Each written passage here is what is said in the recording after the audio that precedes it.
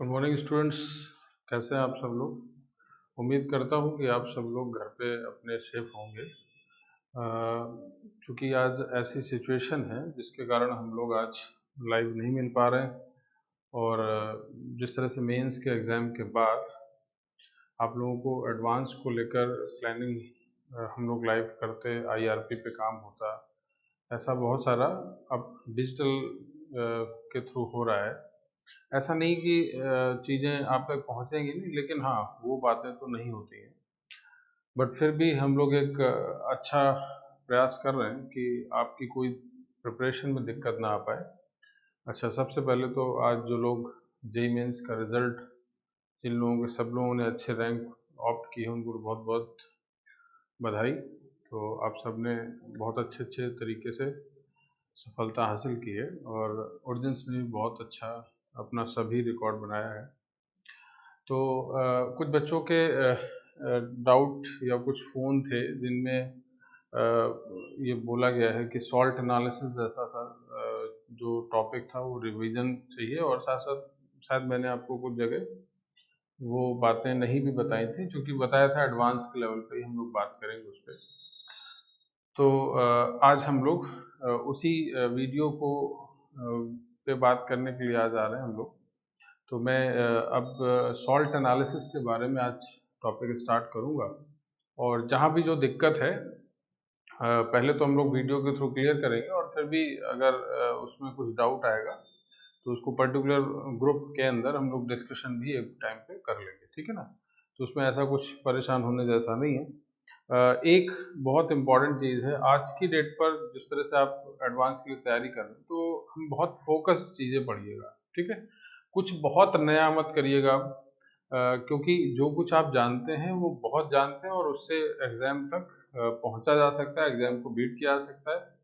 तो अपने आप को आप कम भी मत आंकिएगा, है ना। ये ठीक बात है, ओवर कॉन्फिडेंस नहीं होना चाहिए, बट कॉन्फिडेंस ना हो ये गलत है ना। कॉन्फिडेंट होना है। और एक बात दिमाग में सेट कर लेनी है कि हम जब पेपर दें तो जो कुछ पेपर में आया है, जो क्वेश्चंस आए हैं, 2 मिनट वो सोचना है कि नहीं, हमने ये टॉपिक पढ़ा है क्लास के अंदर, कहीं ना कहीं किसी न किसी तरीके से डिस्कशन हुआ है, तो हम इस क्वेश्चन को कर लेंगे। पॉजिटिव के एनर्जी के साथ सोचना है। तो थोड़ा टाइम लग सकता है उस क्वेश्चन में, और लेकिन वो आपको आना चाहिए, है ना। और चूंकि एडवांस का पेपर होगा तो टाइम का इशू नहीं है, इसमें इशू है कि आपको क्वेश्चन समझ में आए और उस पर आंसर तक आप पहुंचे। तो उस तरह से आपको सोचना है। चलिए, फिलहाल इस पर हम बातें बाद में भी कर लेंगे। आज मैं सॉल्ट एनालिसिस के बारे में चीज़ें स्टार्ट कर रहा हूँ।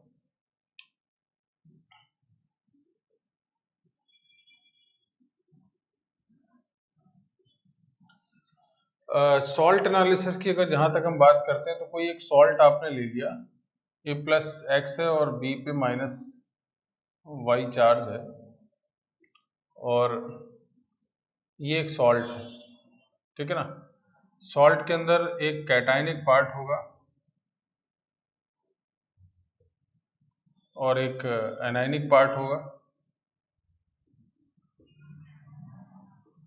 तो जैसा कि कैटायनिक पार्ट को आप नाम देते हैं बेसिक रेडिकल, क्या नाम दिया जाता है, बेसिक रेडिकल, और एनायनिक सेगमेंट को आप नाम देते हैं एसिड रेडिकल।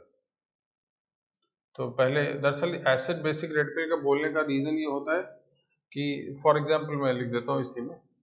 अगर एग्जांपल में मैं मान लीजिए NaCl लिखता हूँ, तो जो Na प्लस है और जो Cl माइनस है, तो ये हो गया आपका बेसिक रेडिकल, और ये हो गया एसिड रेडिकल, ठीक है। तो इसी तरह से और भी एग्जांपल्स हैं। दरअसल रेडिकल का मतलब होता है किसी एसिड से अगर आप H प्लस आयन को हटा दें तो जो कैटायनिक पोर्शन बचता है,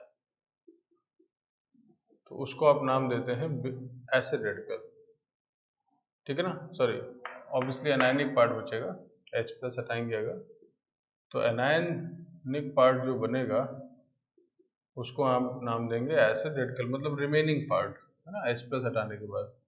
और किसी बेस से अगर आप OH हटा दें तो जो कैटायन बनेगा, कैटायनिक पार्ट बनता है, आप उसको नाम देते हैं बेसिक रेडिकल। ठीक है। तो इस चैप्टर के अंदर हमें करना क्या होता है वो पहले समझा जाए। ये एसिड और बेसिक रेडिकल का मीनिंग है। तो इस तरह से किसी भी सॉल्ट के अंदर कैटायन और एनायन का जो कॉम्बिनेशन है उसमें से एक बेसिक रेडिकल होता है और एक एसिड रेडिकल होता है। अब क्या करना है हमें इस चैप्टर के अंदर, दरअसल रेडिकल हमें बेसिक रेडिकल अलग पढ़ने होंगे और एसिड रेडिकल अलग पढ़ने होंगे। एसिड रेडिकल की बातें मैंने आपको पिछली क्लासों में बता रखी है, जिसमें क्लोराइड आयन का टेस्ट, आयोडाइड आयन का टेस्ट, नाइट्राइट आयन का टेस्ट, इस तरह के टेस्ट, सल्फाइड आयन का, ये आपको जब ऑर्गेनिक का पीओसी बताया था मैंने तब बताई थी डिटेल से बातें। बट बेसिक रेडिकल की टेस्टिंग आपके लिए अलग है। तो हम लोग सबसे पहले बेसिक रेडिकल की टेस्टिंग पढ़ेंगे, ठीक है ना। अब बेसिक रेडिकल की टेस्टिंग में क्या होगा, बहुत सारे बेसिक रेडिकल हैं और उनको ग्रुप वाइज बांट दिया जाता है, डिस्ट्रीब्यूट क्लासिफिकेशन किया गया है, बहुत सारे ग्रुप वाइज उनको अलग अलग लिखा गया है। तो हमें सबसे पहले तो उन ग्रुप का क्लासिफिकेशन समझना है और वो किस बेस पे किया गया वो सब बातें मैं स्टार्ट करता हूँ। तो हम बेसिक रेडिकल के बारे में मेनली पढ़ रहे होंगे। तो ये तो बात हो गई जनरल इंट्रोडक्शन की। अब मैं बात कर रहा हूँ बेसिक रेडिकल की, तो आप थोड़ा जल्दी जल्दी इसको आगे बढ़ाते जाएंगे।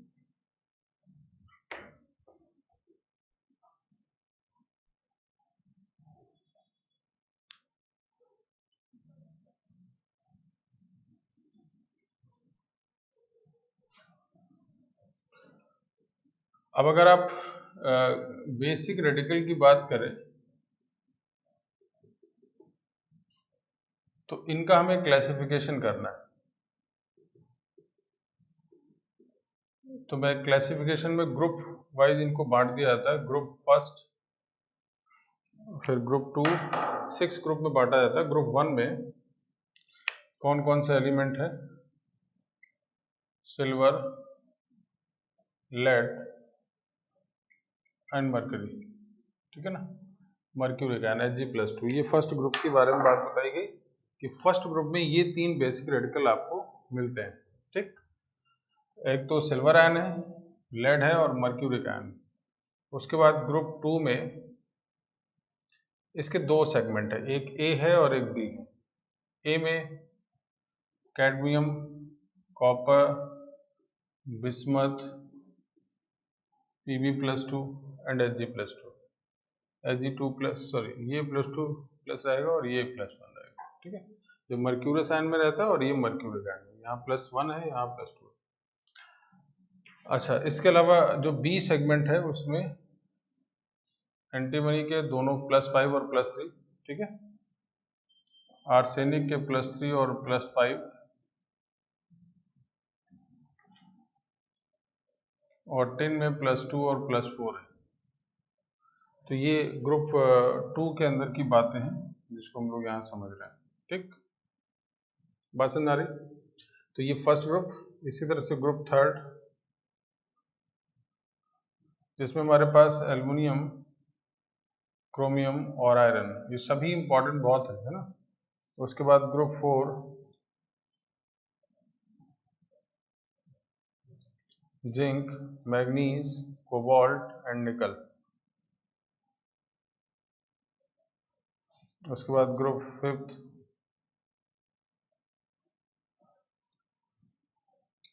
तो barium, strontium and calcium.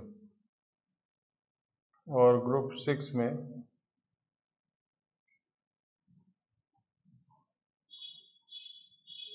Sodium हो गया, पोटेशियम हो गया, अमोनियम आयन को भी आप इसमें लिखते हैं और कई बार अमोनियम आयन को अलग से 0 ग्रुप में भी डिफाइन किया जाता है, बट स्टैंडर्ड तरीका यही कि उसको 6 ग्रुप में ही आप लिखते हैं, ठीक है। तो उसमें आप फिलहाल दोनों में से कोई गलत बात नहीं। अच्छा, ये जो ग्रुप आपने क्लासिफाइड कर लिया, सबसे पहला काम तो यही है आपको ये सब याद हो जाए। तो पहले फर्स्ट ग्रुप सिल्वर आयन देखा होगा, लेड, मरकरी और लेड दोनों पोजीशन में दिख रहे हैं। तो उसका रीजन ये होता है क्योंकि फर्स्ट ग्रुप में उसकी पूरी प्रॉपर्टी एक्सप्लेन नहीं हो पाती, इसलिए दोनों ग्रुप में रखा जाता है। तो सिल्वर, लेड, मरकरी, फिर कैडमियम, कॉपर, बिस्मथ, लेड, फिर ये एंटीमनी, आर्सेनिक और tin, aluminium, chromium, iron, zinc, manganese, cobalt, nickel, barium, strontium, calcium, sodium, potassium, ammonium और मैग्नीशियम आयन। अच्छा, एक चीज खास बात, अब जो ये ग्रुप में हमने जो क्लासिफिकेशन किया वो किस बेसिस पे किया है? तो आपसे बोला जाता है जैसे जैसे नीचे आओगे इनकी केएसपी की वैल्यू इंक्रीज करेगी, उसके बेसिस पर आपने इसको डिफाइन किया है। इसका मतलब क्या है कि अगर आप फर्स्ट ग्रुप से मान लीजिए AgCl ले लें, दूसरे से CdCl2 ले लें और तीसरे से AlCl3 ले लें, ZnCl2 ले लें, तो इनके जो केएसपी की वैल्यू है वो नीचे आने पे इंक्रीज करेगी। तो ये सबसे इंपॉर्टेंट फैक्टर है। किस ग्राउंड पे लिया गया है? आप लोगों को याद होगा आयनिक में एक टॉपिक पढ़ा था, सिलेक्टिव प्रेसिपिटेशन होता ना, तो उसमें आप आयोडाइड आयन को मान लीजिए कंटेनर में ले लेते हैं और सॉरी मान लीजिए सिल्वर आयन, जिंक और कैडमियम सब पड़ा है और बाहर से आयोडाइड आयन मिलाते जा रहे हैं, तो पहले कौन प्रेसिपिटेट होगा, फिर दूसरे में कौन होगा, तीसरे में कौन होगा, तो कैसे करते थे? केएसपी की वैल्यू के बेसिस पे ही कर देते थे। तो जिसकी केएसपी की वैल्यू कम होगी वो पहले प्रेसिपिटेट हो जाएगा, जिसका केएसपी ज्यादा होगा वो ज्यादा आयंस डालने पड़ेंगे, ज्यादा कंसंट्रेशन देनी होगी, तब जाकर प्रेसिपिटेशन होगा।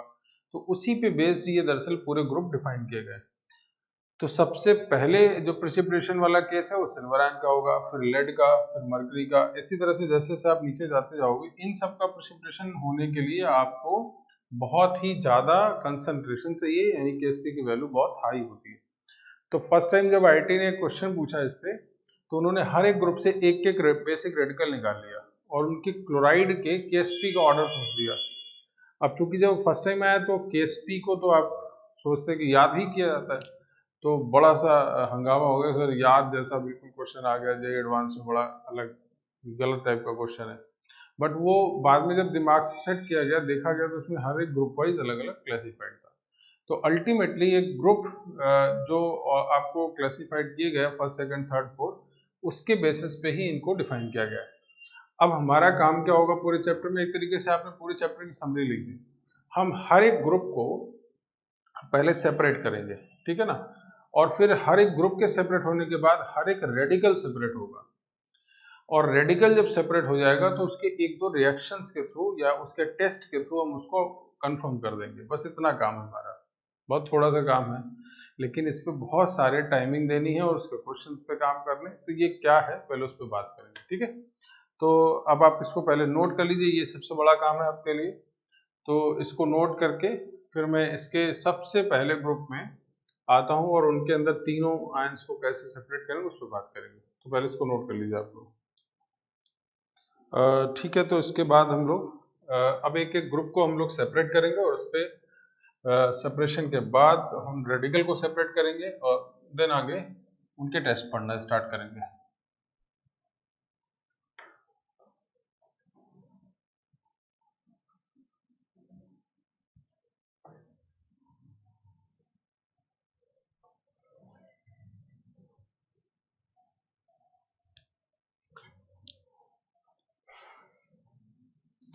चलिए, तो जैसे मैं ग्रुप फर्स्ट की बात कर रहा हूँ, ठीक है ना, तो इसमें सिल्वर आयन,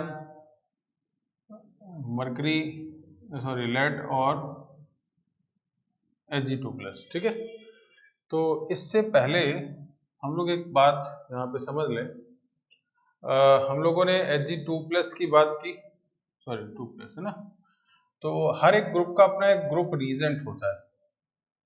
ग्रुप रीजेंट का मतलब जैसे हमारे पास पूरे कई ग्रुप के अगर रेडिकल हो तो उनमें से कोई एक पर्टिकुलर ऐसा रीजेंट जो केवल ग्रुप 1 से रिएक्शन करेगा और बाकी से नहीं करेगा, तो वो आपको याद रखने होंगे। जैसे इसमें हम लोग डाइल्यूट HCl लिखते हैं। डाइल्यूट HCl क्यों? अगर हमने कंसंट्रेट ले लिया तो जो HCl से आने वाला क्लोराइड आयन का कंसंट्रेशन होगा वो मोर देन सफिशिएंट होगा, और ऐसे केस में वो सेकंड और थर्ड ग्रुप जैसे जो रेडिकल हैं उनका भी प्रेसिपिटेशन कर देगा, ठीक है। तो इस बात का हमें बहुत ध्यान रखना होता है कि जो रीजेंट आप ला रहे हैं उसकी कंसंट्रेशन लिमिटेड दायरे में रहे, कहाँ तक किस ग्रुप को हमें प्रेसिपिटेट करना है, क्योंकि क्लोराइड तो सभी के बन जाएंगे। तो जैसे ही आप डाइल्यूट HCl का यूज करेंगे, यहाँ पे AgCl, PbCl2 और Ag2Cl2 बन जाएगा। खास बात, इन सब के कलर आपको याद रहने चाहिए, तो वाइट कलर के आपको ये सब प्रेसिपिटेट फॉर्म में मिल जाते हैं, ठीक। तो ये सबसे पहला काम कि हमने क्या किया, इन सबको ग्रुप रीजेंट से रिएक्शन कराया और ग्रुप 1 के जो रेडिकल हैं उन सब का प्रेसिपिटेशन करा दिया जो कि व्हाइट कलर के हैं। अब मैं एक एक करके इन तीनों को हमें अलग करना है, तो कोई ना कोई एक खास बात।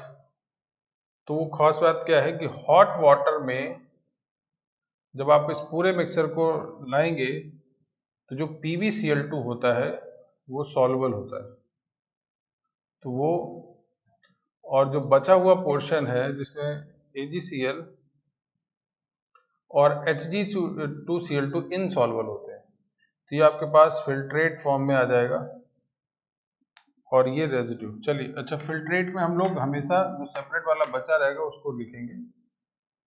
फिल्ट्रेट कुल मिला के हम ऐसे लिखेंगे जिसकी रिएक्शन हो रही होगी, है ना।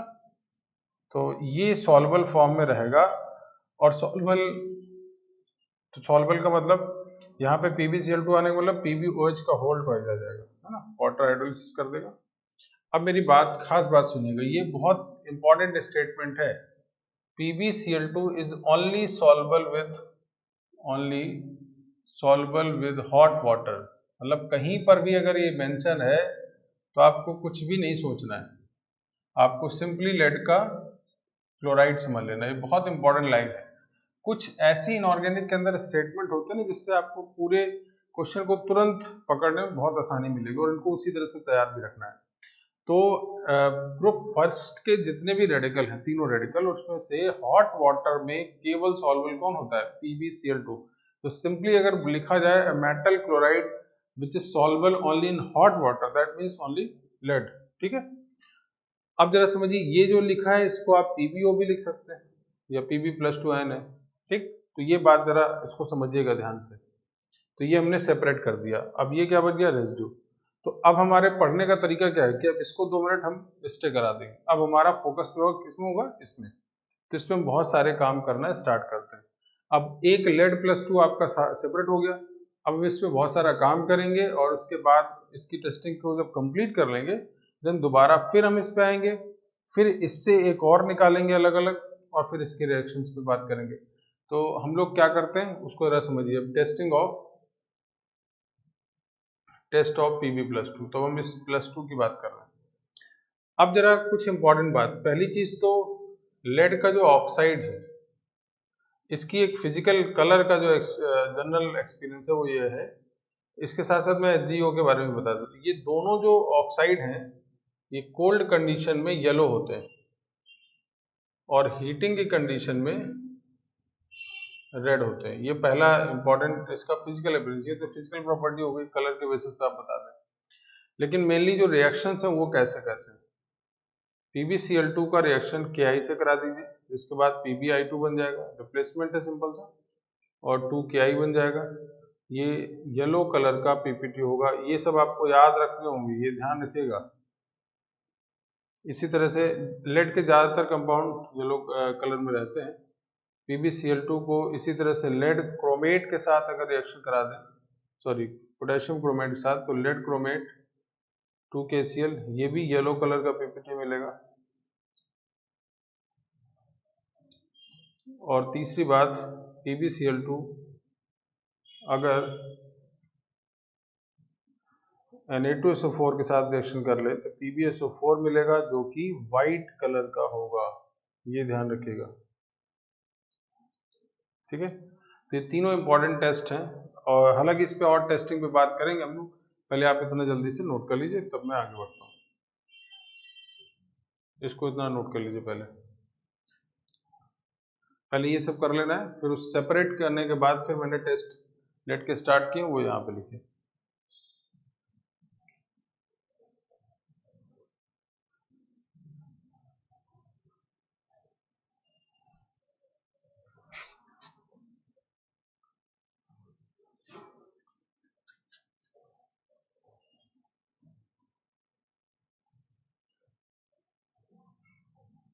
तो आई थिंक इधर नोट हो गया होगा, अब मैं इधर रफ कर देता हूँ।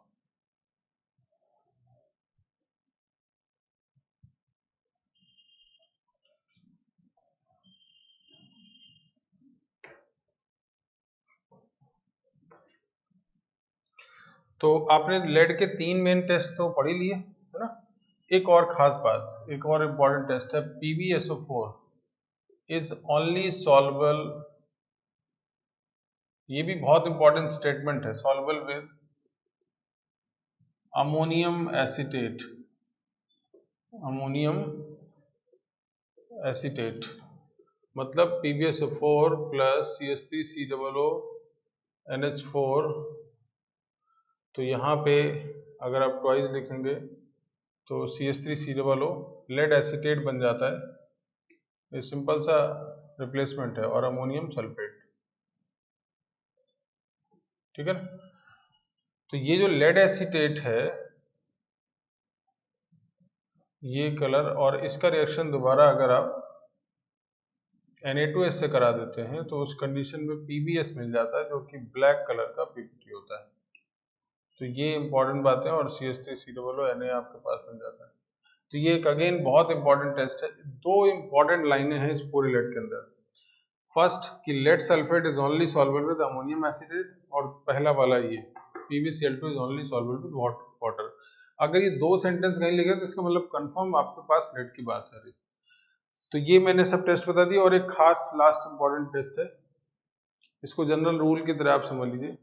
Zn+2 ये मैंने पहले भी बताया आपको, मैग्नीशियम +2 और लेड, इन आयंस की रिएक्शन अगर आप एक्वस Na2CO3 से कराते हैं तो इनके मेटल के बेसिक कार्बोनेट बनते हैं। ये बेसिक का मतलब बेसिक नेचर नहीं है, ये दरअसल ये होता है MCO3 डॉट MOH का होल ट्वाइस, ये जनरल फॉर्मूला है बेसिक कार्बोनेट का।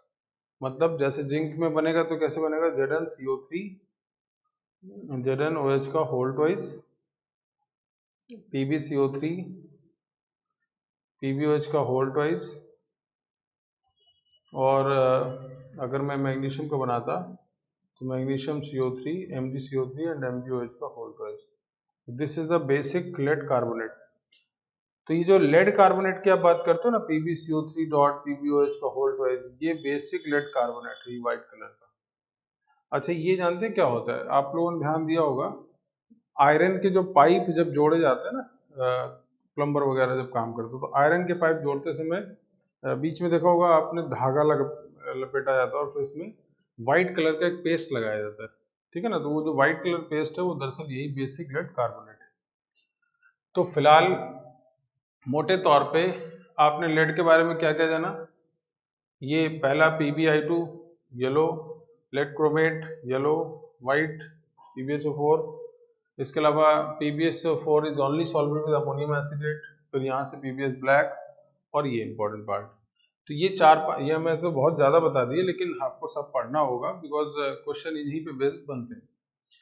तो ये बहुत इंपॉर्टेंट पार्ट है। अब मैं जरा इधर वाले पोर्शन को रफ कर देता हूँ। अच्छा, मैंने आपको इससे पहले एक दो डिटेल्स और बताई थी, लेड के ऑक्साइड्स बताए थे मैंने, ये पहले मैं बता चुका हूँ हालांकि, लेकिन मैं अब जो यहाँ पढ़ा रहा हूँ उसमें सब कुछ मिक्स हो जाएगा। लेड के 3 ऑक्साइड आप जानते हैं, PbO, PbO2, और दोनों को मिलाकर Pb3O4, याद है। यहाँ +2 है, ये +4 है, और यहाँ पे ये जो PbO लिखा है उसका मतलब PbO और PbO2 का मिक्सर होता है, ऐसे ये मिक्स होता है। तो यहाँ +2 और +4 दोनों ही ऑक्सीडेशन स्टेट प्रेजेंट होती है। तो इसका नाम होता है लिथार्ज, इंडस्ट्रियल नेम है। ये लेड डाइऑक्साइड है, और ये होता है रेड लेड। तो नेचर में मेनली ये और ये मिलता है। तो दरअसल PbO को अगर आप O2 से रिएक्शन करा दीजिए एयर के यानी हीट करके, तो ये रिवर्सिबल प्रोसेस होता है। इसका कुछ पोर्शन Pb3O4 बन जाता है, रिवर्स कर दीजिए तो ये बन जाएगा। तो कई बार क्वेश्चन ये पूछा जाता है, रेड लेड में ये लिथार्ज है उससे रेड लेड बना देना, ठीक। तो ये बात ध्यान रखनी है। अब एक खास बात, PbO के पास ये बेस है, ठीक है, बल्कि एम्फोटेरिक बेस है, और PbO2 जो होता है उसके पास +4 है, तो ये एक ऑक्सीडाइजिंग एजेंट भी है, और इसका अपना ऑक्सीडाइजिंग बिहेवियर भी होता है। PbO2 it gives PbO plus nascent oxygen, ये सब मैंने पहले बताया है आपको, ठीक। और इसी तरह से Pb3O4 में भी ऑक्सीडाइजिंग बिहेवियर होगा। क्यों होगा, क्योंकि इसका मतलब भी तो यही है अंदर, तो इसको 3 टाइम्स कर दें, और ये नेशेंट ऑक्सीजन, तो ये भी एक ऑक्सीडाइजिंग एजेंट की तरह काम यहाँ पे करता है, ठीक। अब मैं एक खास बात इनमें सब में बताऊंगा। तो पहले इनकी कुछ स्पेसिफिक रिएक्शंस है वो मैं बता देता हूँ, लेकिन फिर एक बार रिपीट कर दूँ। लेड के अंदर पहले KI से रिएक्शन कराया गया, PbI2 येलो कलर, फिर क्रोमेट से रिएक्शन कराया गया, PbCrO4 कैसा कलर का होगा, येलो कलर, PbI2 भी येलो कलर था। इसके बाद अलावा आप सल्फेट में मिलाते हैं तो PbSO4 व्हाइट कलर। उसके बाद PbSO4 is only solvable with ammonium acetate, तो वहां से लेड एसिटेट बनता है और फिर उसको आप अगर सल्फाइड से जोड़ देते तो PbS ब्लैक कलर बनता है। और लास्ट में जो मैंने बताया एक्वस सोडियम कार्बोनेट से रिएक्शन कराने पे बेसिक लेड कार्बोनेट बनता है। तो ये कुछ इंपॉर्टेंट टेस्ट है लेड के, वो सब आपके दिमाग में बिल्कुल सेट हो जाना चाहिए, ठीक है ना। चलिए अब मैं इनके कुछ रिएक्शंस हैं स्पेसिफिक, वो भी मैं बता दूं, उसके बाद आगे बढ़ता हूँ।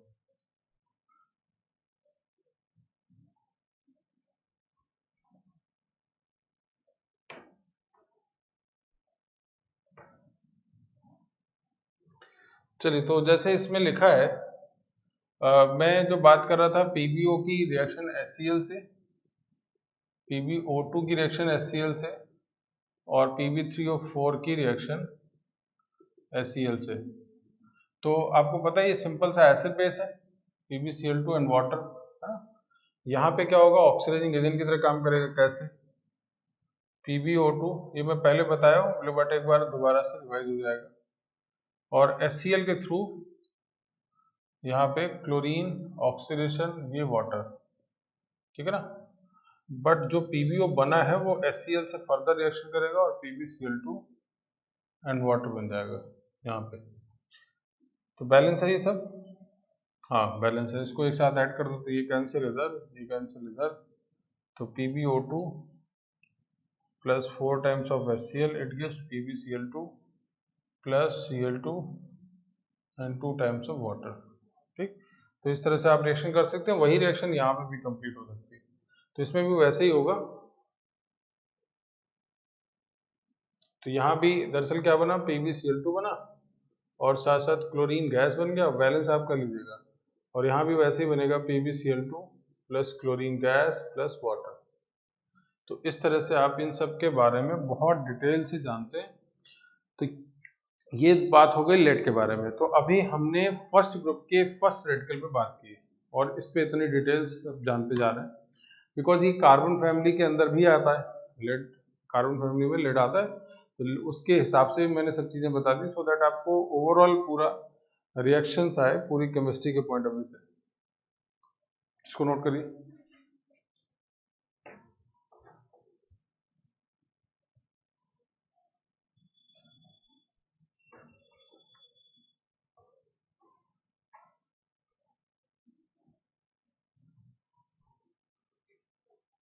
ठीक है, तो ये सब आप कंप्लीट कर लीजिएगा, हम थोड़ा आगे बढ़ते हैं जल्दी से।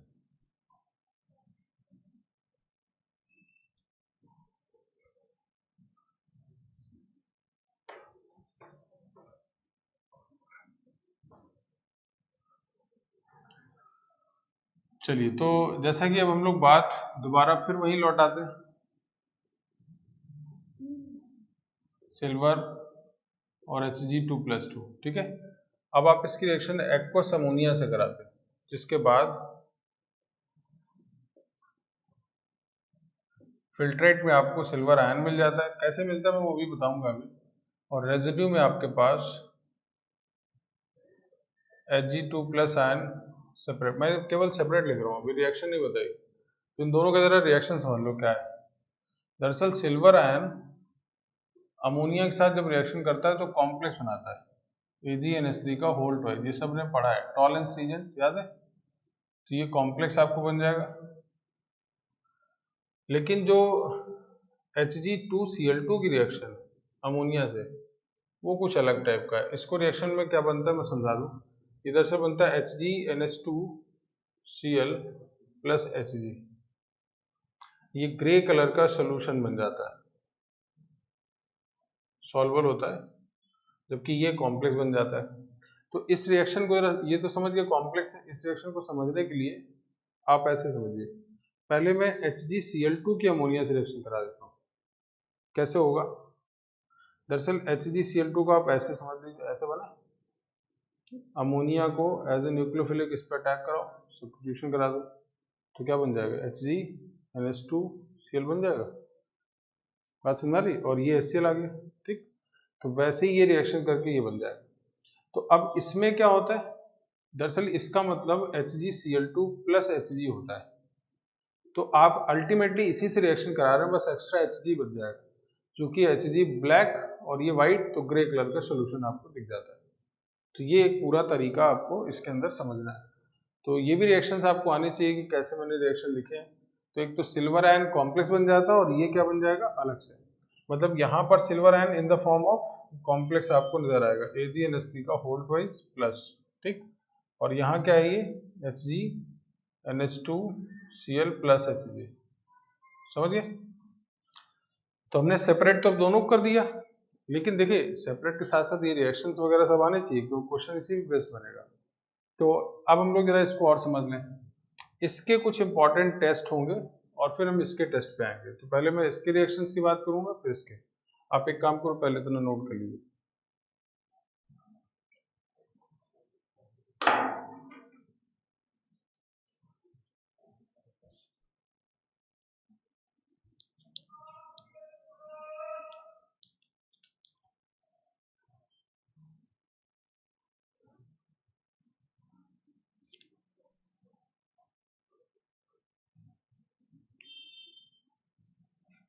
नोट हो गया, चलिए। तो अब हम लोग इसको रफ करके आगे बढ़ते हैं।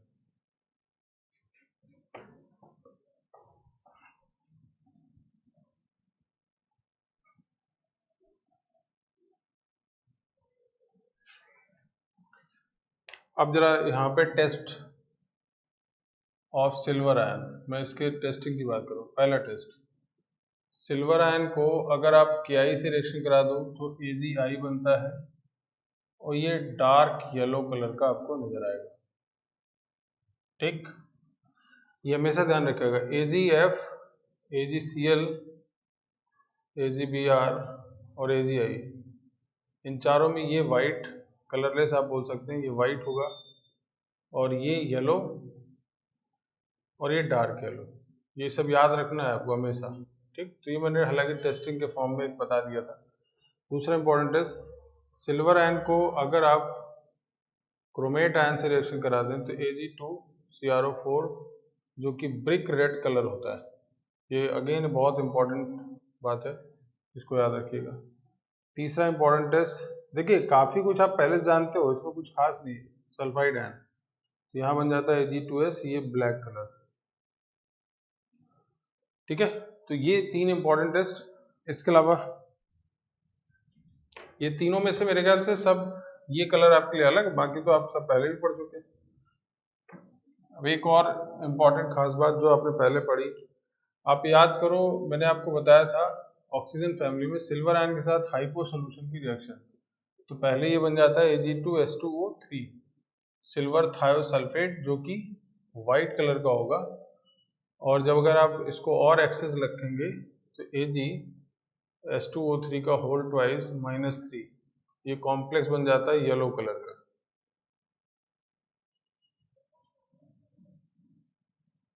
ठीक है ना। तो ये सब इंपॉर्टेंट टेस्ट है सिल्वर आयन के। इसके अलावा एक अगेन इंपॉर्टेंट टेस्ट आपको पता ही है, एल्डिहाइड वाला टॉलेंस टेस्ट, याद है ना, तो वो सब भी आप लिखोगे। और AgNH3 होल ट्वाइस प्लस, तो इसके साथ रिएक्शन कराने पे RCOONH4 plus plus 2Ag white, है ना। तो इस तरह से टेस्ट। इसके अलावा एक टर्मिनल एल्काइन का टेस्ट था, सिल्वर, इसमें क्या होता है, इसमें RC सिल्वर एसिड लाइट मिलता है। तो ये सब इंपॉर्टेंट टेस्ट हैं जो कि आपको सिल्वर से रिलेटेड जानना है। मेनली कलर वाली बातें तो ये आपको याद रखनी, ये चारों फर्स्ट, सेकंड, थर्ड, फोर्थ, ये सब आपने पहले ही पढ़े, इसलिए आपको थोड़े कम इंपॉर्टेंट लग रहे होंगे, लेकिन है इंपॉर्टेंट ये भी। ऑर्गेनिक के बारे में से तो बहुत ज़्यादा आता है। तो ये सिल्वर आयन के बारे में आपने सभी जानकारी एक जगह कलेक्ट कर ली। तो ये एक तरीके से आप अगर समझें तो सॉल्ट एनालिसिस होता भी यही है, पूरी इनऑर्गेनिक का एक तरीके से रिजल्टेंट है। अगर आप इसको समझ गए, इसीलिए जेईई एडवांस में दरअसल अगर कोई एक क्वेश्चन इसका आ जाए तो इसका मतलब वो पूरी आपसे पूरी जानकारी लेने की कोशिश कर रहा है कि आपने कितना कुछ इनऑर्गेनिक के अंदर सीखा है। ठीक है, तो इसको भी आप जल्दी से नोट कर सकते हैं। फिर मैं इसके आगे बढ़ता हूँ और मरकरी के टेस्टिंग के बाद फिर हम लोग फर्स्ट ग्रुप को बाहर करेंगे।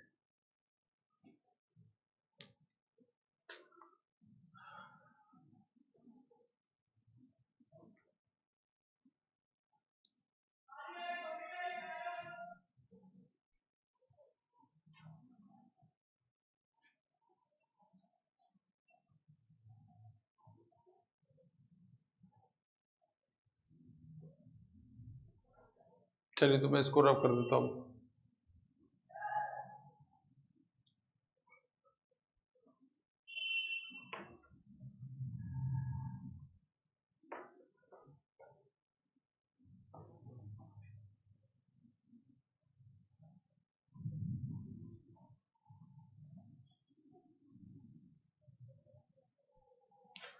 चलिए तो अब हम लोग बात मरकरी की करते हैं। तो HgCl2 जो हमारे पास सोल्यूशन था वो क्या था,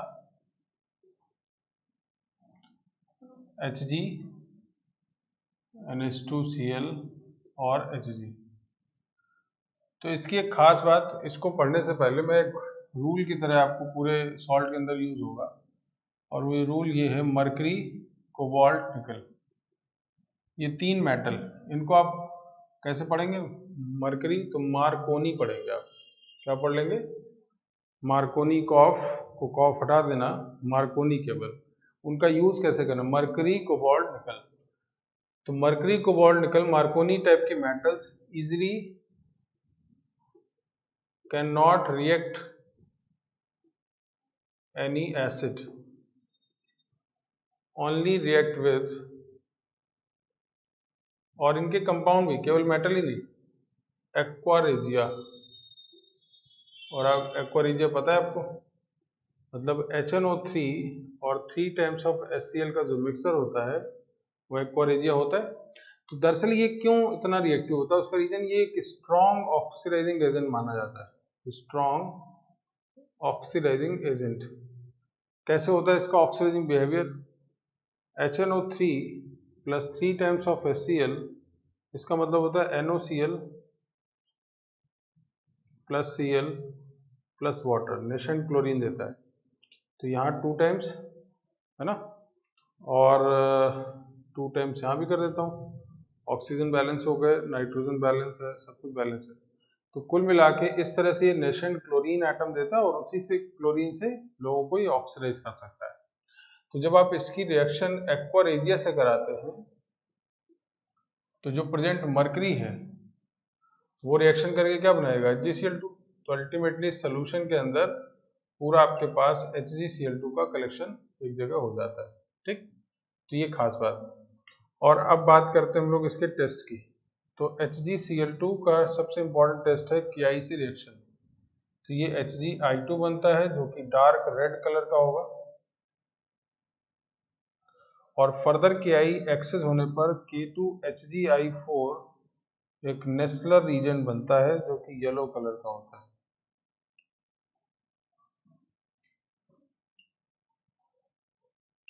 याद आ रहा होगा, ये बहुत इंपॉर्टेंट है, इससे पहले भी कई जगह आपके सामने आ गया होगा। तो ये सबसे इंपॉर्टेंट टेस्ट है मरकरी का। HgCl2 KI से रिएक्शन करता है तो HgI2 बनता है जो कि डार्क रेड कलर का होगा, और फर्दर KI एक्सेस में आने के बाद HgI4 बन जाता है जो कि नेस्लर रीजेंट है। अच्छा, एक और खास बात, कई जगह नेस्लर रीजेंट येलो दिखता है और कई जगह लिखा रहता है सेंटेंस में ब्राउन कलर का। तो दरअसल क्या होता है, वो एग्जैक्टली नेस्लर रीजन का कलर नहीं होता, वो सोल्यूशन का कलर होता है जहां वो बना होता है। तो कई बार जैसा सोल्यूशन बोला जाए तो फिर आपको मान लेना है ना तो वहां कलर वेरिएशन हो जाता है, रीजन क्योंकि वो पर्टिकुलर कंपाउंड का नहीं कलर मानते हैं, वो सोल्यूशन का कलर मानते हैं। तो भाई सोल्यूशन में तो और भी चीजें होती है ना मिक्स, तो उसके कारण कलर कुछ चेंजेस आपको दिखते हैं। तो ये बहुत इंपॉर्टेंट पार्ट है मरकरी को, और ये भी जो मैंने बात बताई ये बहुत जगह यूज होना है अभी आगे चल के। तो ये तो बात अलग थी, और मैंने यहाँ पे नेस्लर रीजन के थ्रू मरकरी की बात यहाँ पे कर दी। अच्छा, अब मैं जरा मरकरी के कुछ और इम्पोर्टेंट रिएक्शंस पे आता हूँ। मरकरी के कुछ कंपाउंड्स बता देता हूँ आपको, क्योंकि जरूरत तो इसकी पड़ेगी, तो उस पर भी बात करते हैं। इसको नोट कर लिया जाए पहले।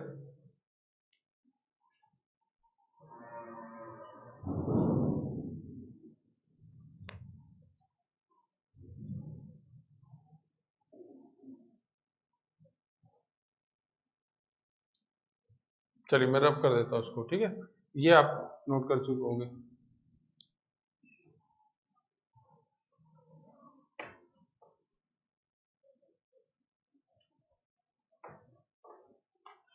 अच्छा, मरकरी के दो क्लोराइड होते हैं, एक HgCl2 और एक होता है Hg2Cl2। This is known as mercurous chloride, और ये हो गया मर्क्यूरिक क्लोराइड। एक क्यों है? क्योंकि +2 है, यहाँ +2 है और ये +1, ठीक, ये ध्यान रखिएगा। इसको आप कैलोमल भी बोलते हैं, कैलोमल, और ये है कोरोसिव सब्लीमेंट। ये सब नाम भी याद रहने चाहिए आपको, है ना। अब खास बात दोनों में मैं क्या बताने जा रहा हूँ, दरअसल ये कंपाउंड्स हैं जिनको आपको पढ़ना है। दरअसल HgCl2 चूंकि +2 है, तो ये दोनों ही ऑक्सीडाइजिंग एजेंट हैं, और ये अपने आप को रिड्यूस करके Hg2Cl2 और 2 नेशन क्लोरीन में ले आता है, इस तरह से।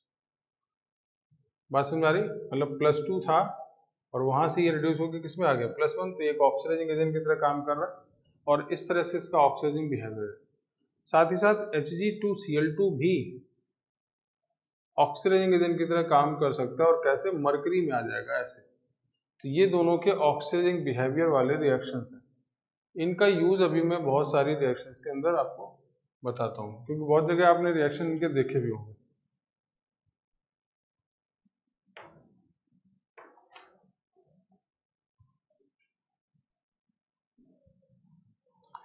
जैसे मान लीजिए मैंने आपसे बोला HgCl2 का रिएक्शन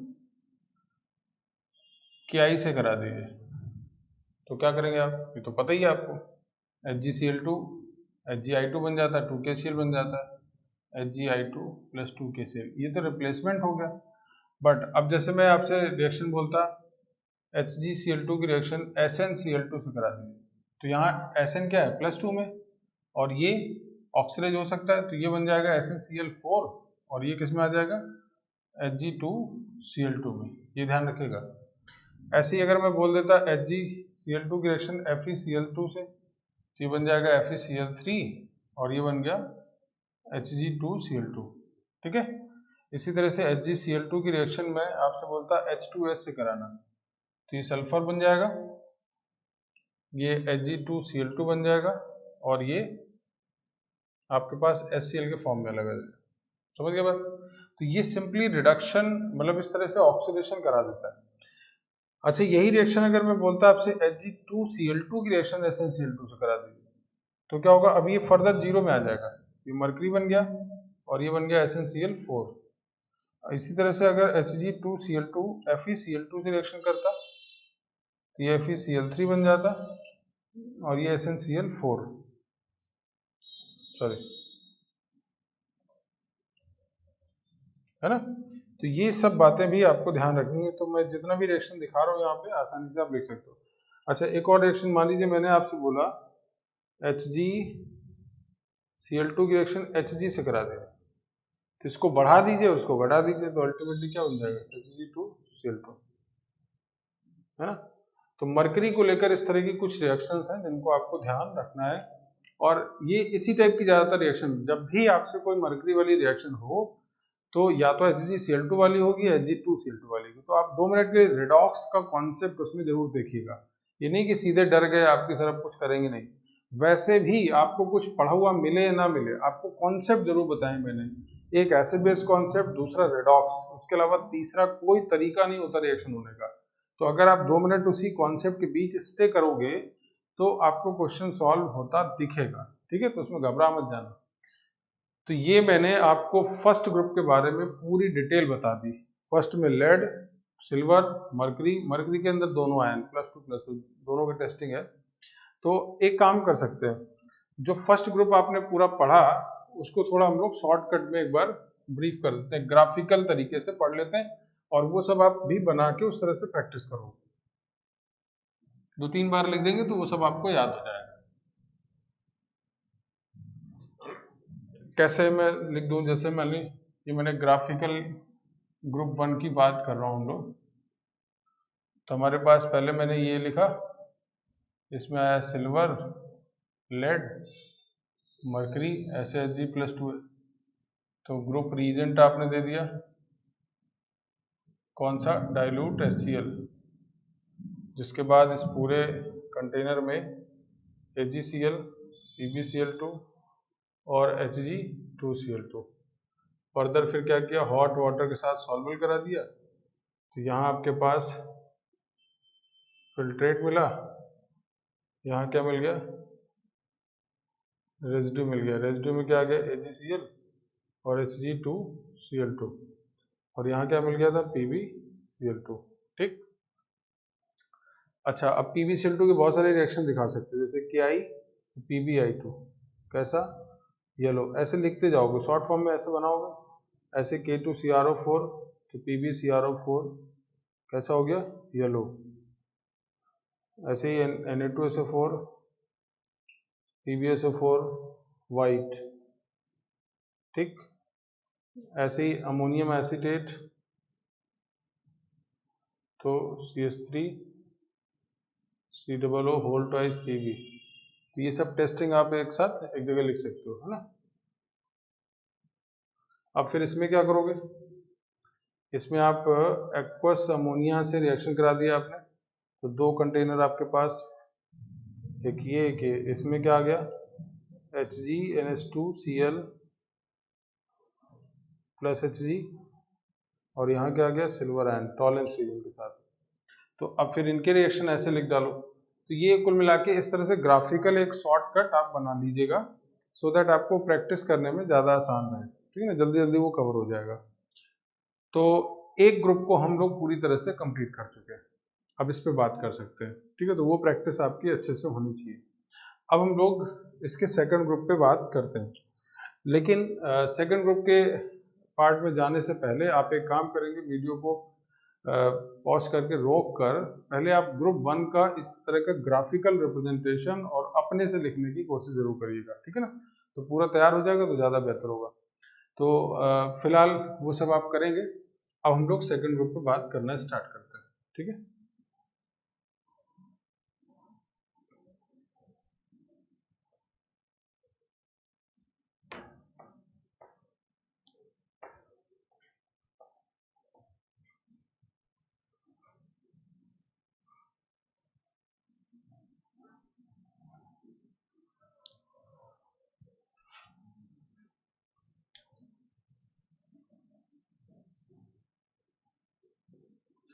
चलिए, तो अब हम लोग ग्रुप 2 पे आ रहे हैं, और ग्रुप 2 के 2 पार्ट हैं अलग ही, सेकंड का A पोर्शन भी है और सेकंड का B पोर्शन है। आपको हालांकि पढ़ना केवल फर्स्ट पोर्शन होगा। तो इसमें cadmium, copper, bismuth, mercury, lead सब था, और यहाँ पे क्या है, एंटीमनी, आर्सेनिक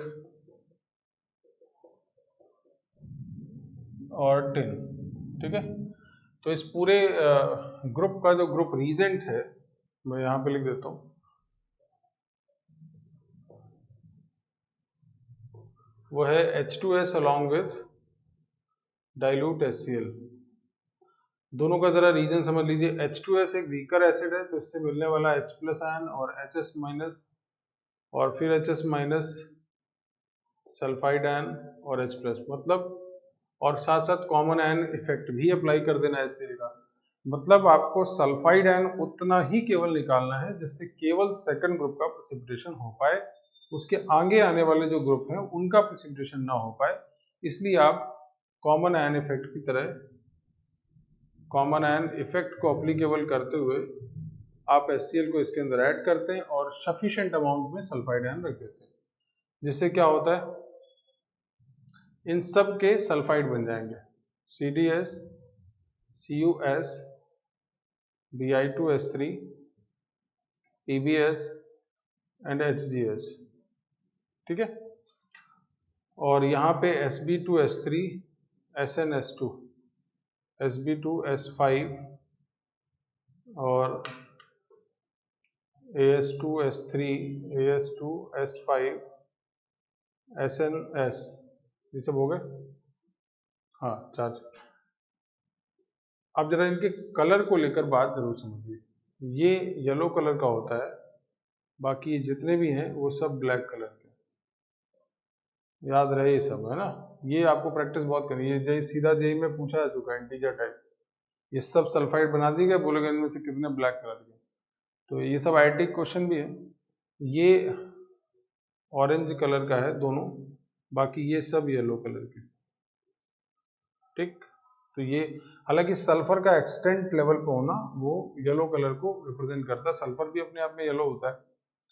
तो पहले तो यही इंपॉर्टेंट पार्ट है। ये सेकंड का ए पोर्शन है, ये सेकंड का बी पोर्शन। मैंने दोनों को, अभी दोनों मिक्स हैं, अभी अलग अलग नहीं हुए, है ना। तो पहले तो ये सबके सल्फाइड फॉर्म में कन्वर्ट हो गए। कैसे? आपने डाइल्यूट HCl के साथ H2S मिले, मतलब H2S मेन है और उसमें डाइल्यूट HCl मिला दिया है, जो कि कॉमन आयन इफेक्ट के कारण सल्फाइड आयन का कंसंट्रेशन लिमिटेड करता है और वो सेकंड ग्रुप को प्रिसिपिटेट कर पाता है। अब इस पूरे सेकंड ए और सेकंड बी की अगर हम बात करें, जिसमें सेकंड ए के सल्फाइड प्लस सेकंड बी के सल्फाइड है, इससे आप रिएक्शन कराते हैं अमोनियम सल्फाइड की। इसको यस बोल सकते हैं आप। क्या हम बोल रहे हैं? यस। याद रखने के लिए मैंने ऐसा लिख दिया। इसको बोल देंगे येलो अमोनियम सल्फाइड। किससे रिएक्शन कराते हैं? यस से। यस से रिएक्शन कराने के बाद क्या होता है, जो सेकंड ए वाला पोर्शन है वो आपका रेजिड्यू हो जाता है, मतलब रिएक्शन नहीं करता। यानी कैडमियम का सल्फाइड्स CuS, Bi2S3, PbS और HgS एज इट बचे रहते हैं, और जो सेकंड बी है वो सब कॉम्प्लेक्स बना लेते हैं और वो फिल्ट्रेट फॉर्म में आपको अलग कर देना होता है। हालांकि इसको हमें नहीं पढ़ना है। सेकंड का जो बी वाला पोर्शन, उसको हमें कोई एनालिसिस नहीं करना है।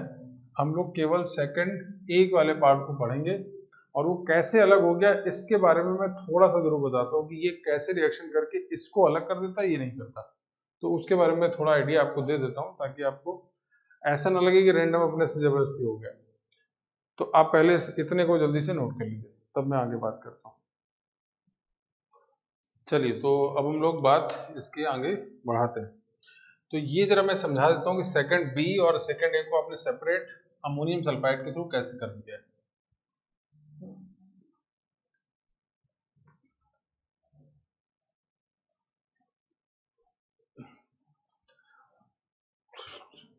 देखिए, एक चीज, एक रिएक्शन आप पहले समझ लीजिए। जैसे मैं NH4OH लिखता हूँ, इसको आप अमोनिया भी लिख सकते हैं, या इसके एनहाइड्राइड को, जैसे मैंने पहले आपको सबको बताया है, तो आप NH4 होल वाइज O लिख सकते हैं। 2 OH लेके वाटर बार करके ऐसा लिखा जा सकता है। ये एनहाइड्राइड है, अमोनिया का भी बोल सकते हैं, इसका भी बोल सकते हैं। तो अगर मैं आपसे बोलूं NH4OH की रिएक्शन CO2 से, तो आप ये H2CO3 एसिड का एनहाइड्राइड है, ये बेस है, तो आप ammonium nitrate, sorry ammonium carbonate ऐसे बनाते हैं, ठीक है ना। तो ऐसे ही रिएक्शन आप NH4 होल ट्वाइस O अगर लिखा हो, तब भी आप ऐसे ही रिएक्शन लिखोगे, होगा ना, कोई सिमिलर प्रोडक्ट होगा, कोई चेंज नहीं होगा। तो बस अब मैं चेंज क्या कर रहा हूँ, इसकी जगह सल्फर और इसकी जगह कार्बन फैमिली का ही टिल ले आता हूँ। मतलब जैसे NH4 होल ट्वाइस S लिख दिया और कार्बन की जगह SnS2 लिख दिया, तो भी कोई चेंज तो आएगा नहीं। तो क्या बन जाएगा, NH4 होल ट्वाइस SnS3। तो ये बन गया कॉम्प्लेक्स। इसी तरह से बाकी सब बन जाते हैं, जैसे वहां पे मैंने बनाया।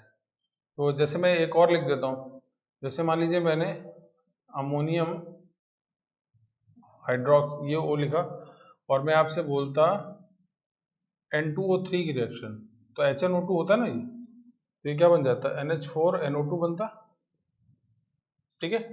तो वैसे ही मैंने NH4 होल ट्वाइस S लिख दिया और यहाँ AS2O3 कर दिया, तो यहाँ क्या बन जाता है NH4 ASS2। तो इस तरह से कॉम्प्लेक्स बनते हुए चले जाते हैं। और हम लोग यहाँ पे जो सेकंड B वाला जो पोर्शन है, ये सब सिलेबस का पार्ट नहीं है, ये सब मैंने आपको केवल समझाने के लिए दिया बिकॉज एसिड बेस्ड कॉन्सेप्ट था। तो इस तरह से इस यस के थ्रू इनको हम नो कर सकते हैं, मतलब अलग कर सकते हैं, ठीक है ना। तो ये बात यहाँ पे अलग कर सकते हैं। और अब हमारे लिए पढ़ने वाला टॉपिक ये आया, तो इनको हम लोग अलग लिख सकते हैं और इनकी स्टडी चालू करते हैं, ठीक। तो एक काम करिए, पहले इसको आप नोट कर लीजिए केवल अंडरस्टैंडिंग के लिए कि क्यों ऐसा हुआ है कि सेकंड बी वाला portion NH4 whole twice S के थ्रू अलग हो गया है।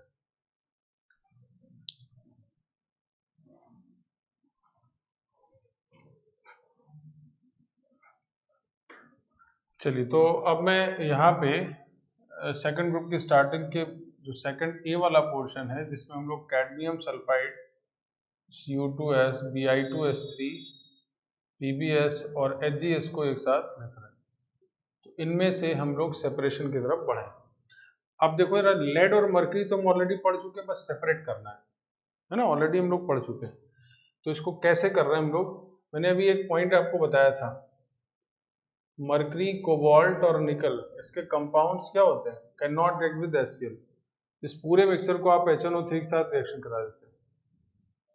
चलिए, तो अब हम लोग जैसे कि ये सेकंड ए वाला जो पोर्शन है, कैडमियम, कॉपर, बिस्मथ, लेड और मर्करी के सल्फाइड, मैंने आपको ये बात पहले भी बताई है कि मर्करी, कोबाल्ट, निकल का इजीली रिएक्शन किसी एसिड से नहीं होगा, ये केवल एक्वा रीजन से जाकर रिएक्ट करता है, ये बता चुका हूं मैं।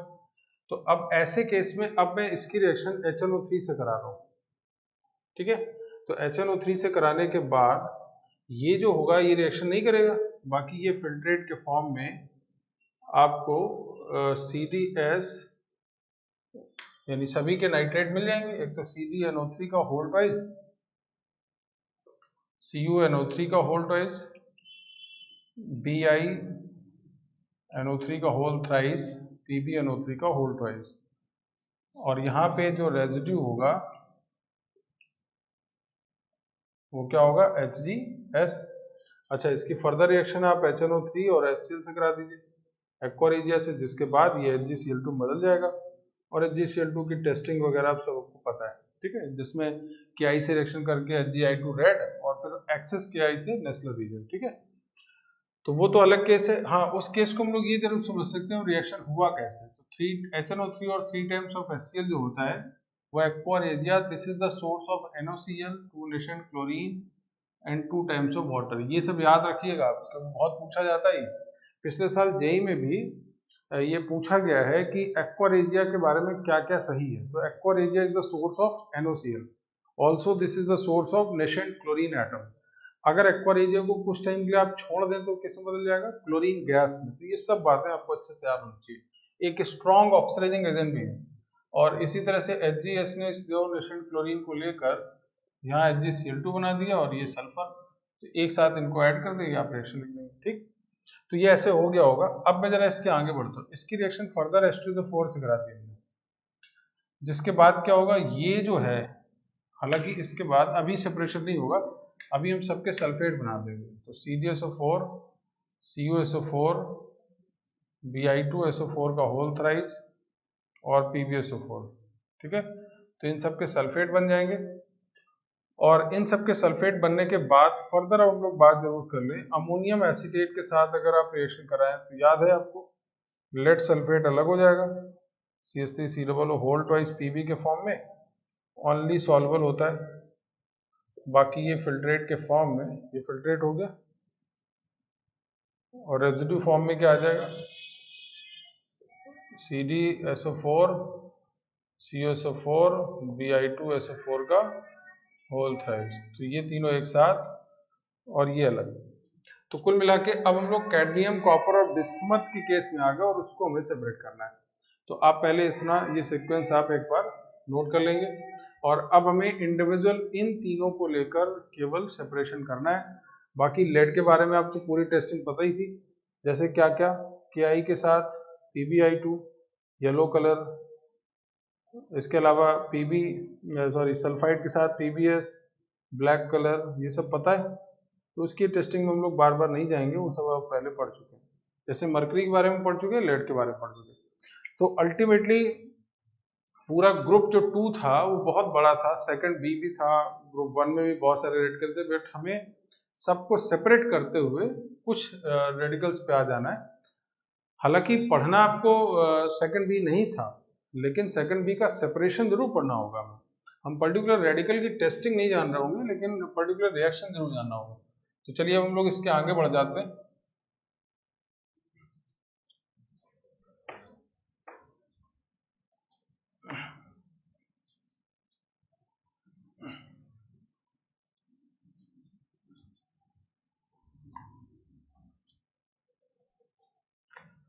अब जैसे कि मेरे पास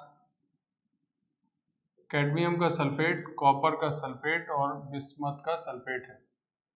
अब इसमें हम लोग एक्वस अमोनिया से रिएक्शन करा देते हैं, जिसके बाद आपको कॉम्प्लेक्स मिल जाते हैं किसके, कैडमियम और कॉपर के, ये कॉम्प्लेक्स मिल जाएंगे। तो फिल्ट्रेट हो गया और रेजिड्यू फॉर्म में आपके पास बिस्मथ का हाइड्रोक्साइड मिल जाता है। रिएक्शन कैसे होता है वो मैं लिखता हूँ यहाँ पर। CdSO4 4 टाइम्स ऑफ अमोनिया अगर मिले तो आपको यहाँ पे CdNH3 का होल 4 और ये सल्फेट, ये कॉम्प्लेक्स आपको यहाँ पे तैयार हो जाता है। और सिमिलरली कॉपर सल्फेट भी 4 टाइम्स अमोनिया के साथ CuNH3 का होल 4 और ये सल्फेट, ये भी कॉम्प्लेक्स। आपको याद होगा एक्सेप्शनल केस में इसका हाइब्रिडाइजेशन स्टेट DsP2 हम लोग निकालते हैं, इसमें एक सिंगल इलेक्ट्रॉन बाहर हो जाता था, स्क्वायर प्लेन ज्योमेट्री, ये बहुत पूछा जाता है आपसे। तो ये दोनों तो कॉम्प्लेक्स बना लेते हैं, बट Bi2SO4 का होल थ्राइस जो है, जो बिस्मथ का सल्फेट है, वो एक्वस अमोनिया के साथ रिएक्शन करता है तो बिस्मथ का हाइड्रोक्साइड बना देता है। ठीक, तो ये इंपॉर्टेंट पार्ट। तो अब हमारे पास ये अलग हो गया। अब इसकी रिएक्शन फर्दर HCl से करा के हम लोग BiCl3 बना देते हैं। ये एक्वस कलर, येलो कलर के क्रिस्टल होते हैं। और इसकी इंपॉर्टेंट टेस्टिंग ये है, एक ही टेस्ट है कि Na2SnO2 और NaOH के साथ रिएक्शन जब कराएंगे तो ये +4 में है और ये +3 में है, तो ये रिड्यूस हो जाएगा, ये ऑक्सीडाइज हो जाएगा, मतलब बिस्मथ का ब्लैक कलर यहाँ मिल जाएगा और ये Na2SnO2 बन जाएगा, O3 और NaCl। तो ये इंपॉर्टेंट टेस्ट है बिस्मथ का, एक ही टेस्ट है। हालांकि बिस्मथ को लेकर एक इंफॉर्मेशन और है, इसका पार्शियल हाइड्रोलिसिस, ये मैंने पहले आपको बता रखा है। याद करिए BiCl3 का अगर हाइड्रोलिसिस पार्शियल होता है तो 2 Cl हट जाते हैं और 2 OH अटैक करके उसमें वाटर बन जाता है, PiOCl बन जाता है। तो ये पर्ल वाइट कलर का आपको मिल जाता है। सिमिलर हाइड्रोलिसिस ऐसे SbCl3 का भी होता है, इसमें भी हाइड्रोलिसिस से SbOCl बन जाता है, ये ऑरेंज कलर का होता है। तो ये सब भी आपको इंफॉर्मेशन याद रखना है। तो कुल मिला के हम लोग बिस्मथ को भी अलग कर चुके हैं और अब हम कॉम्प्लेक्स कैडमियम और कॉपर की तरफ बढ़ चुके हैं। कैडमियम और कॉपर को कुछ और रिएक्शंस के थ्रू हम लोग पहले सेपरेट करेंगे, बट पहले आप इस पूरे पोर्शन को नोट कर लीजिए।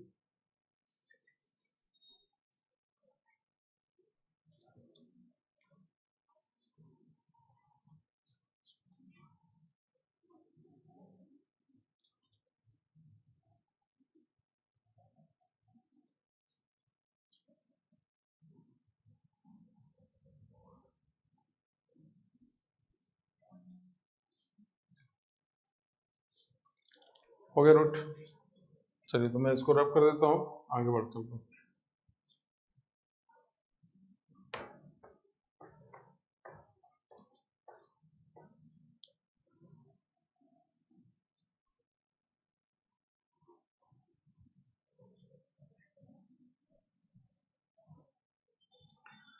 अच्छा, अब एक खास बात कॉपर सल्फेट और कैडमियम सल्फेट को लेकर। दरअसल इन सब की रिएक्शन एक्वस केसियन से आपको समझनी है और दोनों के साथ रिएक्शन होने पे कॉम्प्लेक्स बनता है, बट कैसे बनता है जरा उसको समझिएगा, उसके बाद में आता हूँ। इसके बाद हम लोग आगे बढ़ेंगे। कॉपर सल्फेट केसियन से जब रिएक्शन करेगा तो पहले केवल आयन एक्सचेंज कर दो, तो पहला स्टेप है। तो CuCN का होल ट्वाइस एंड K2SO4 ये बन जाएगा, ठीक है। अब जो CuCN का होल ट्वाइस बनता है वो दरअसल डिकम्पोज कर जाता है CuCN +1 में, और यहाँ CN whole twice cyanogenic gas होता है। इसको 2 टाइम्स करके बैलेंस कर सकते हैं, यहाँ भी आगे 2 लिखना। अच्छा ये 2 हो गया तो ऊपर भी 2 करना होगा, तो 2 यहाँ 4, ये 2 और ये 2। अब जो ये CuCN बना वो इसी KCN के साथ एक कॉम्प्लेक्स K3CuCN का होल 4, बहुत इंपॉर्टेंट रिएक्शन है, कई जगह दिखेगा आपको, ये बन गया। अब चूंकि ये CuCN 1 है, ये 2 है, तो इसको भी 2 से मल्टीप्लाई कर देते हैं, 6, ये 2 टाइम्स, और एक साथ ऐड कर दो तो ये दोनों तो कैंसिल हो जाएंगे। तो 2 times of copper sulphate plus 10 times of KCN, 2 times of K3CuCN 4 plus cyanogen plus 2 times of K2SO4, ऐसे बन गया। ये फाइनल रिएक्शन आपसे पूछे जाती है। अच्छा कई बार ये सब आयन नहीं लिखे रहते, जैसे मान लीजिए कई जगह ऐसे लिखा रहा है Cu+2 प्लस एक्वस साइनाइड, तो आप फिर क्या बनाएंगे, सीधे कॉम्प्लेक्स बना देंगे, इसमें कौन सा बड़ा काम है, यहाँ -3। तो ऐसे भी कॉम्प्लेक्स आप बना सकते हो, बट ऐसे में थोड़ा सा आपको ऑटोमेटिक अपने दिमाग में आ जाता है कि रिएक्शन बहुत डिफिकल्ट है, ऐसा कुछ नहीं। इसी तरह से सिमिलर बात कैडमियम सल्फेट के साथ भी होती है, बट इसमें एक चेंज है। एक चेंज ये होगा कि पहले क्या होगा, यहाँ पे CdCN का होल ट्वाइस बन गया, यहाँ K2SO4 बन गया, ठीक है। लेकिन यहाँ CdCN का होल ट्वाइस डिकम्पोज नहीं होता क्योंकि स्टेबल रहता है, और ये अपने इसी +2 के फॉर्म में ही KCN से कॉम्प्लेक्स बना देता है। क्या बनाता है, K2CdCN का होल 4, ऐसे, ठीक है। तो इसको आप एक साथ ऐसे ही नोट कर सकते हो। तो यहाँ पे CdSO4 plus 4 times of KCN, it gives K2CdCN का होल 4, ठीक है। अब जरा मेरी खास बात यहाँ पे समझिएगा जो मैं समझाना चाहता हूँ। दरअसल जो K3 है CuCN का होल 4 और जो K2 है CdCN का होल 4, इनकी जब हम स्टेबिलिटी की बात करें, कॉम्प्लेक्स स्टेबिलिटी की बात करें, तो चूंकि लिगेंड कॉमन है तो हमें मेटल आयन का जो चार्ज डेंसिटी उसके पे बेस बात करनी होती है। तो यहाँ Cu, ये कैडमियम बड़े साइज का होता है, छोटे साइज का, तो अपने लेवल पे जो फर्स्ट कॉम्प्लेक्स है दिस इज मोर स्टेबल, ये ध्यान रखिएगा, एज कंपेयर टू दिस। तो कैडमियम का जो कॉम्प्लेक्स होता है वो कम स्टेबल होता है, और कॉपर वाला जो कॉम्प्लेक्स है वो ज्यादा स्टेबल है। तो इसलिए ये मैंने क्यों बताया, अभी मैं उस पर आता हूँ। तो पहले ये दोनों रिएक्शन नोट करिए, फिर मैं आगे बढ़ता हूँ। ये दोनों में खास बात क्या है, एक में साइनोजन मिलता है CN का होल ट्वाइस, डिकम्पोज होता है इसलिए, बट दूसरे में नहीं है ना।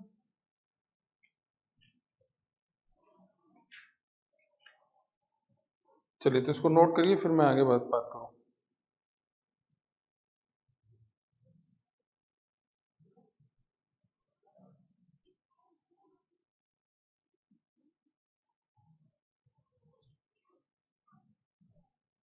चलिए तो मैं इसको आगे बढ़ा देता हूँ।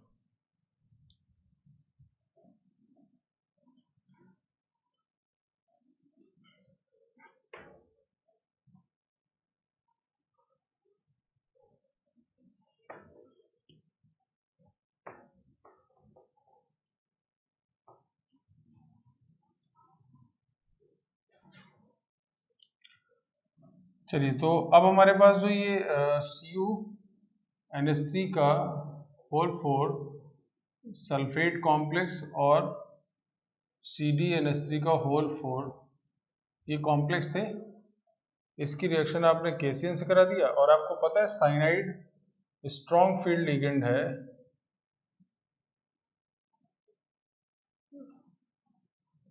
एज कंपेयर टू अमोनिया, तो अमोनिया को रिप्लेस कर देगा और खुद का कॉम्प्लेक्स बन जाएगा। तो Cu, अब आपके पास जो कॉम्प्लेक्स बनेगा वो K3CuCN का होल 4 ये कॉम्प्लेक्स बन गया, और K2CdCN का होल 4 ये कॉम्प्लेक्स बन गया दोनों। अब इससे बताया मैंने ये मोर स्टेबल है और ये लेस स्टेबल है। इससे फर्क क्या पड़ता है? फर्क ये पड़ेगा जब इस मिक्सचर में हम H2S गैस पास कराते हैं स्लाइटली हीटिंग के बाद, तो कैडमियम आयन कुछ बाहर हो जाता है और CgS का येलो कलर का PPT मिल जाता है, बाकी ये डिकम्पोज नहीं होता है। तो इस तरह से कैडमियम और कॉपर को भी आप सेपरेट कर लेते हैं। ठीक, एक बात हम लोगों को और पढ़नी है, छोटे से दो इंपॉर्टेंट टेस्ट है कॉपर के ही। CuSO4 बहुत इंपॉर्टेंट पूछा जाता है। K4FeCN6 के साथ जो टेस्ट होता है, 2K है, 2K हटाने के बाद एक कॉपर है, तो Cu2FeCN का होल 6, ये चॉकलेट ब्राउन कलर का PPT आ जाता है। और इसी तरह से CdSO4 अगर K4FeCN6 के साथ मिलता है तो यहाँ पे भी Cd2FeCN का होल 6, ये वाइट कलर का आपको कॉम्प्लेक्स मिल जाता है।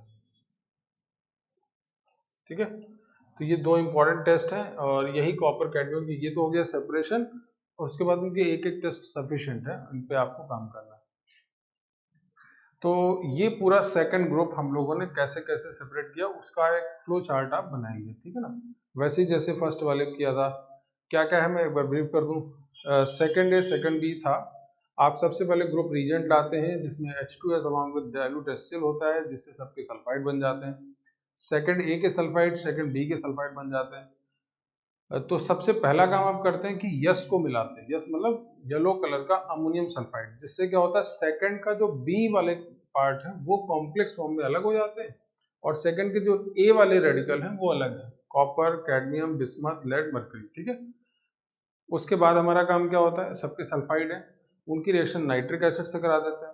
नाइट्रिक एसिड से चूंकि मरकरी सल्फाइड रिएक्शन नहीं करता तो बाकी सबके नाइट्रेट बनेंगे, मरकरी वाला सल्फाइड अलग हो जाएगा, उसको एक्वा रेजिया से कनेक्ट करा देंगे आप। देन अब आपके पास 4 नाइट्रेट है, उन नाइट्रेट को आप H2SO4 रिएक्शन करके सल्फेट में बदल देंगे। सल्फेट में से PbSO4 access solvable ammonium acetate के साथ होता है, तो लेड को अलग कर दीजिए। फिर आपके पास कॉपर, कैडमियम और बिस्मथ का सल्फेट बचेगा, उसको एक्वस अमोनिया से रिएक्शन कराइए, जिसके बाद बिस्मथ का हाइड्रोक्साइड बनेगा, उसको भी आप टेस्ट करके अलग कर देते हैं। और फिर कॉपर कैडमियम जिसमें KCN से रिएक्शन करके आप उसके साइनाइड के कॉम्प्लेक्स बनाते हैं, और फिर उन दोनों कॉम्प्लेक्सेस में से जो ज्यादा स्टेबल होगा वो डिसोसिएट नहीं होता है, जो लेस स्टेबल होता है वो रिएक्ट कर जाता है और CdS का येलो कलर PPT देता है। ठीक है, तो ये जितना आप लिखोगे बार बार तो प्रैक्टिस कर लोगे। एक काम करते हैं हम लोग, फर्स्ट सेकंड ग्रुप का आज मैं आपको वीडियो दे देता हूँ जिसपे अभी आप इनकी प्रैक्टिस करिए और इससे रिलेटेड क्वेश्चन बहुत सारे हैं, उन सबको करेंगे। मैं एक वीडियो और अभी अगले दिन अगले नेक्स्ट डे देता हूँ जिसपे आप फिर थर्ड और फोर्थ की हम लोग प्रैक्टिस करेंगे। तो थर्ड फोर्थ के बारे में बहुत बड़ा ग्रुप नहीं है, उसको कंप्लीट भी कर लेंगे और साथ साथ कुछ इंपॉर्टेंट जो IIT में पूछे हुए क्वेश्चंस हैं उन पे बात करेंगे। ठीक है, तो आज फिलहाल उसको हम यही रोकते हैं और आप लोग पहले फर्स्ट सेकंड ग्रुप को अच्छे से प्रैक्टिस कर लीजिएगा।